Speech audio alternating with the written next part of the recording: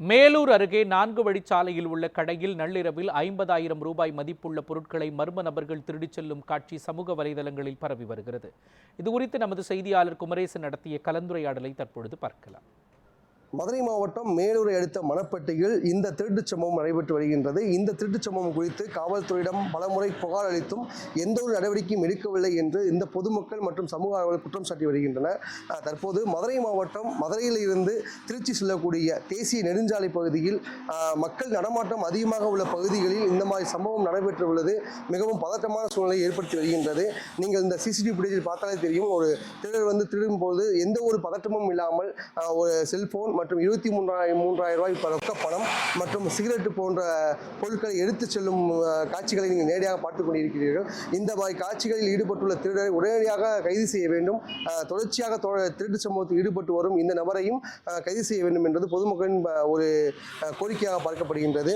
மேலும் இந்த பகுதி அந்த திருட்டு சம்பவம் நடைபெறும் பொழுது இருந்த நபரிடம் இதை பற்றி கேட்போம். அண்ணே வணக்கம், இந்த சம்பவம் நடந்திருக்கு, இந்த சம்பவம் குறித்து நீங்கள் காவல்துறையிடம் புகார் அளிச்சிருக்கீங்க, அவங்க என்ன சொல்லியிருக்காங்க? சம்பவம் நடவடிக்கை எடுக்கல, பார்க்கவில்லை, என்ன ஏதுன்னு கேட்கவும் இல்லை. இது வரைக்கும் நாங்கள் மனு கொடுத்துட்டு இருக்கோம்.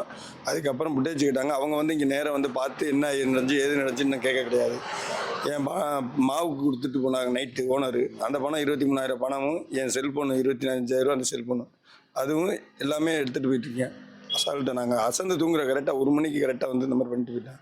நாங்கள் காவல்துறை வச்சுருக்கோம், காவல்துறையை நம்பியிருக்கோம். காவல்துறை என்ன செய்கிறாங்கன்னு அப்படின்னு. இது இந்த திருட்டு சம்பவம் முதல் சம்பவமா இல்லை இது போல நிறைய சம்பவம் நடந்திருக்காரு? இதில் 2-3 வாட்டி நடந்திருக்கு. நாங்கள் அது சும்மா சின்ன பொருள் நாங்கள் எதுவும் அசால்ட்டாக விட்டுட்டோம். இப்போ போனது எங்களுக்கு பதட்டமாக இருக்குது. இதோட என்ன வேறு ஏதாச்சும்னா எங்களை ஏதாச்சும் பண்ணிட்டு போயிட்டேன்னு என்ன பண்ண முடியும்?